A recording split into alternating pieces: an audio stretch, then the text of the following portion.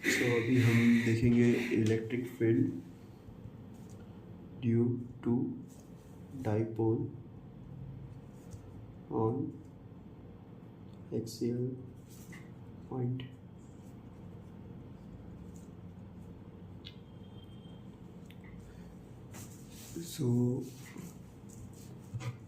ये मेरा डाइपोल है, ये सेंटर से डिस्टेंस कैपिटल ए हो जाएगा अगर टोटल डिस्टेंस में 2a ले रहा हूँ। ये माइनस का q, ये प्लस का q, राइट। अगर सेंटर से x डिस्टेंस दूर मैं अगर पॉइंट p ले रहा हूँ, ये डिस्टेंस हो जाएगा x। तो अगर मैं electric field due to positive charge देखूँगा तो अवे होगा और माइनस q के कारण टूवर्ड्स होगा।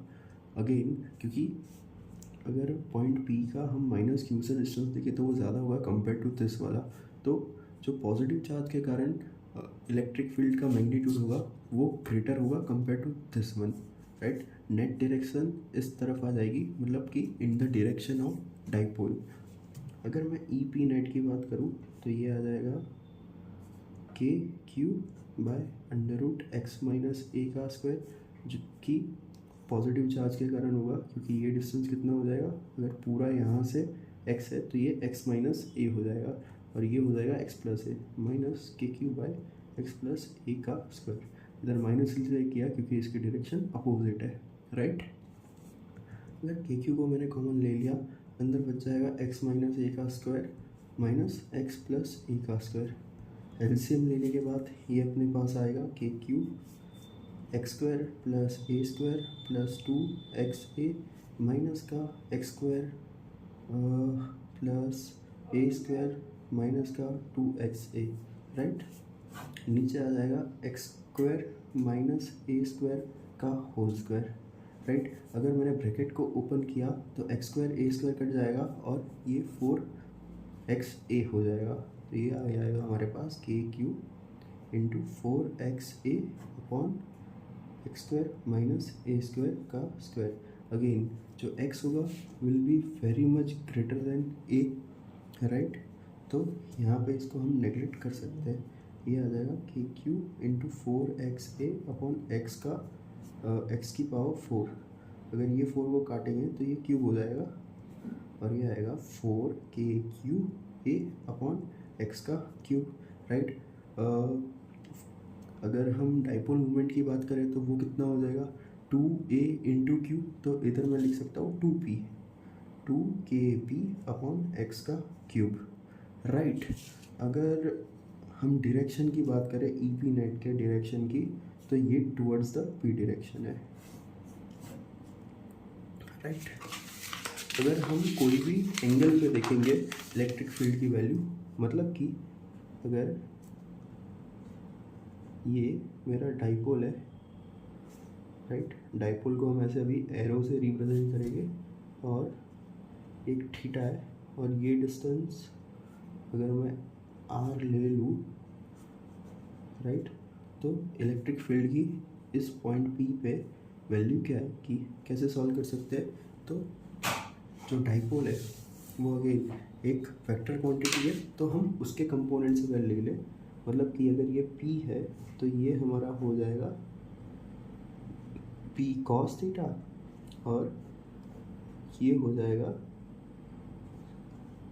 P sin theta.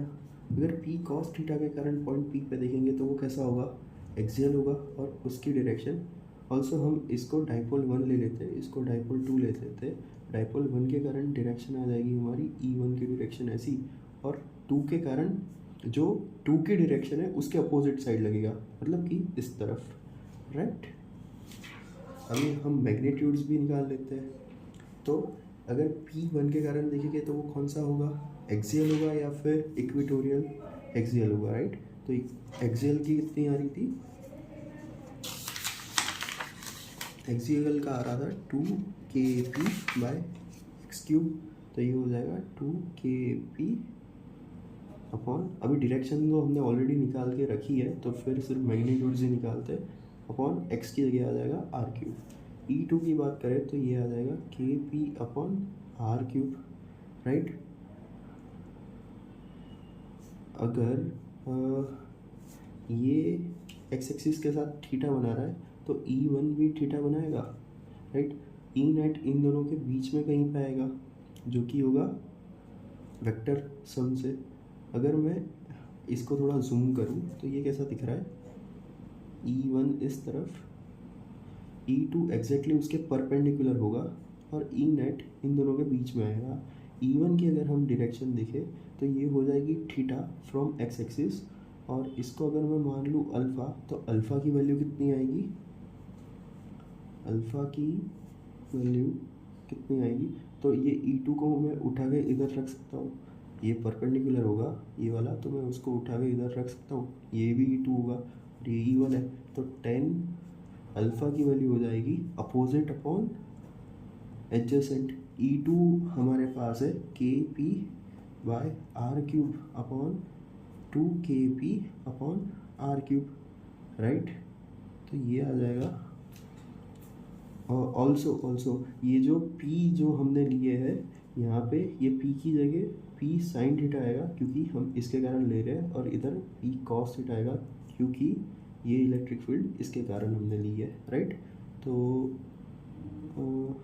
इधर आ जाएगा साइन थीटा, इधर आएगा कॉस थीटा, अगर इनको कट किया तो ये आ जाएगा tan θ/2 इक्वल्स टू 10 अल्फ़ा, तो अल्फ़ा आ जाएगा हमारे पास tan inverse tan θ/2, right.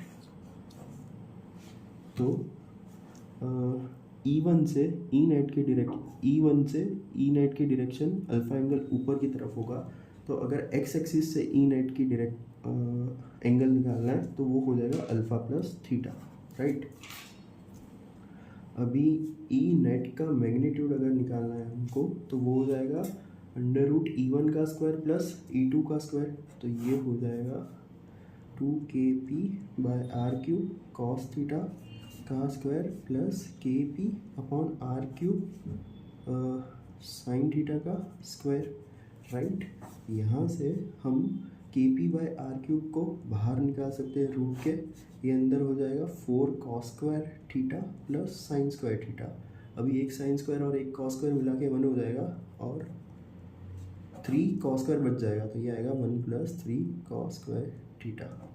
So the magnitude of net electric field is this, and the direction will be theta plus alpha from the x-axis, right। तो ये जनरल फॉर्मूला निकल गई थी। इसके बाद अगर हम देखिए तो ये होगा टॉर्क।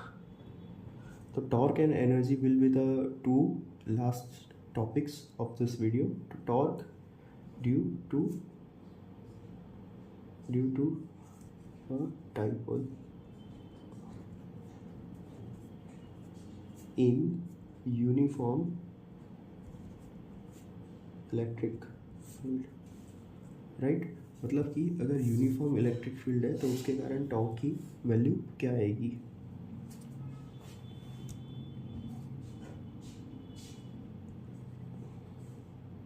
तो ये एक डाइपोल है, राइट।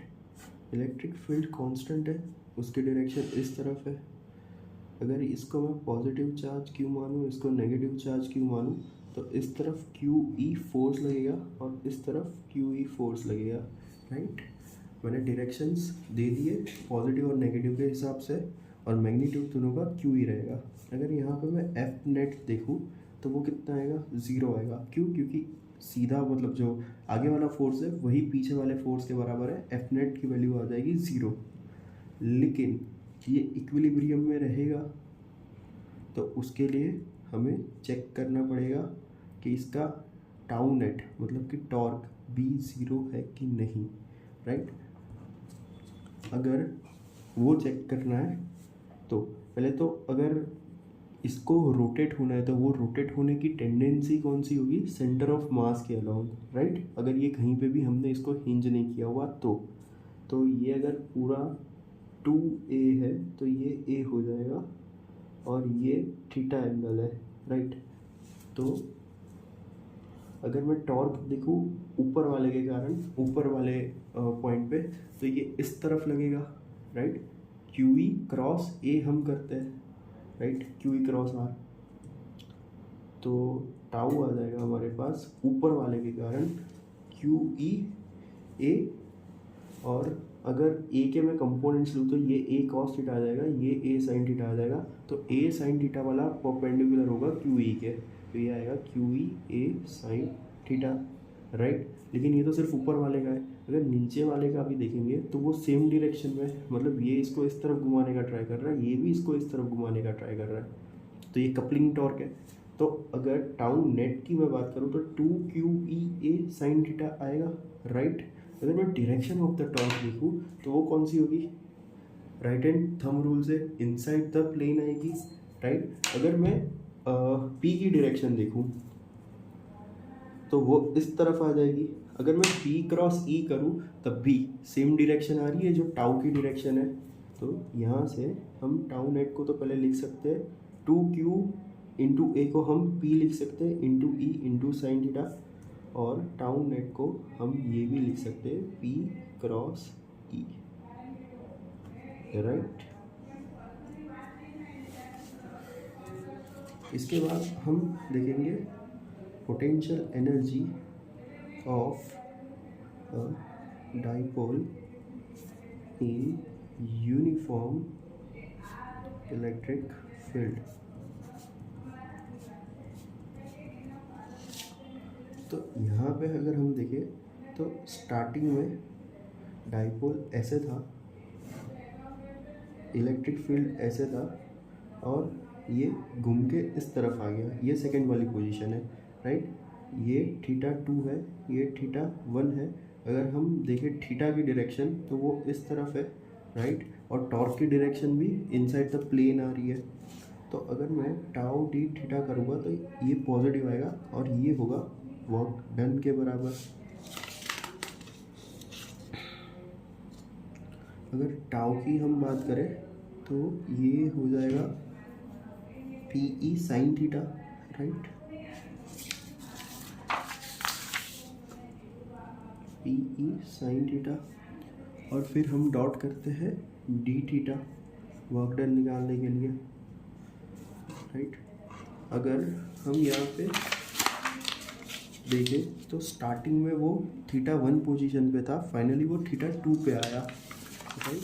तो ये स्टार्टिंग में θ1 पे था, फाइनली θ2 पे आया। और वर्क डन क्या होता है, चेंज इन पोटेंशियल एनर्जी।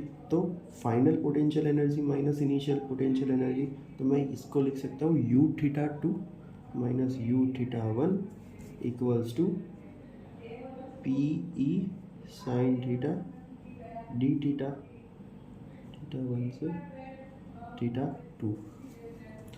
अगर इसका मैं इंटीग्रेशन करूँगा ये आएगा U θ2 माइनस U θ1 P, क्योंकि कांस्टेंट है तो वो बाहर आ जाएगा, साइन थीटा डी थीटा का इंटीग्रेशन हो जाएगा माइनस कॉस थीटा, राइट, और ये θ1 से θ2। अगर अंदर इनको सब्सटीट्यूट किया तो ये आ जाएगा U θ2 minus U θ1 equals to minus का PE cos θ2 minus cos θ1, right, ये आएगा। और फिर यहाँ पे अभी अगर हम रेफरेंस ले किसी को, जैसे कि हम पोटेंशियल एनर्जी या पोटेंशियल डिफरेंस में पोटेंशियल निकालने के लिए इनफाइनाइट पे पोटेंशियल को ज़ीरो मानते हैं, तो वो एक रेफरेंस पॉइंट लेते हैं। सेम वे यहाँ पे अगर डाइपोल परपेंडिकुलर है तो हम ये परपेंडिकुलर वाले को एज अ रेफरेंस लेते हैं, तो U π/2 की वैल्यू आएगी 0। तो यहाँ पे अगर मैं θ1 की जगह π/2 डाल दूँ तो ये आएगा U θ2 equals to minus of PE cos θ2 और माइनस का कॉस π/2 जो कि 0 हो जाएगा। तो ये आएगा U θ इक्वल्स टू माइनस का PE cos theta which can be also written as U θ equals to P dot E। अगर हमने रेफरेंस 0 के सिवाय कोई और लिया होता जैसे कि 5 जूल, तो यहाँ पे प्लस का 5 जूल आ जाता और कोई फ़र्क नहीं पड़ता, माइनस का P डॉट E, राइट। तो ये हमारी एनर्जी है। अगर मैं देखो कि थीटा की कौन सी वैल्यू पे ये सबसे मिनिमम आ रही है, तो थीटा इक्वल्स टू 0 पे ये सबसे मिनिमम आएगा, तो यू मिनिमम सबसे कम आएगा ये माइनस का पी, और ये होगा थीटा इक्वल्स टू 0 पे। तो यहाँ पे हम कह सकते हैं कि स्टेबल इक्विलिब्रियम है। ये मैं आपको दिखा भी दूंगा 1 मिनट में। अगर थीटा इक्वल्स टू 180 आ गई तो यू मैक्स आएगा, मतलब कि पी ई आएगा, तो ये हो गया अनस्टेबल इक्विलिब्रियम। तो ये हमने एसएचएम में ऑलरेडी पढ़ा हुआ है, अनस्टेबल और स्टेबल इक्विलिब्रियम, राइट। अगर हम देखें पहला वाला केस, तो ई की डायरेक्शन ये है और ये मेरा पॉजिटिव चार्ज है, ये मेरा नेगेटिव चार्ज है, तो पी की डायरेक्शन भी सेम ही है जो कि ई की डायरेक्शन है। अगर मैंने इसको थोड़ा सा डिस्प्लेस किया, मतलब कि अपनी मेन पोजीशन से थोड़ा सा डिस्प्लेस किया, तो प्लस क्यू इधर आ जाएगा, माइनस क्यू इधर आएगा। अगर इस पर फोर्स देखेंगे तो वो इस तरफ होगा, इस पर फोर्स इस तरफ होगा। ये इसको रोटेट इस तरफ करने का ट्राई करेगा ऐसे, तो देखो ये टूवर्ड्स मेन पोजीशन आ रहा है वापस, राइट। अगर हम यहाँ पे थीटा इक्वल्स टू 0 डिग्री था, अगर थीटा इक्वल्स टू हम पाई डिग्री देखें, मतलब कि ई की डायरेक्शन ऐसे हो गई, राइट, और हमारा पी की डायरेक्शन ऐसी हो गई, मतलब कि प्लस क्यू इस तरफ, माइनस क्यू इस तरफ, राइट। अगर मैंने थोड़ा सा इसको डिस्प्लेस किया तो ये ऐसे हो जाएगा, प्लस क्यू यहाँ पे, माइनस क्यू यहाँ पे।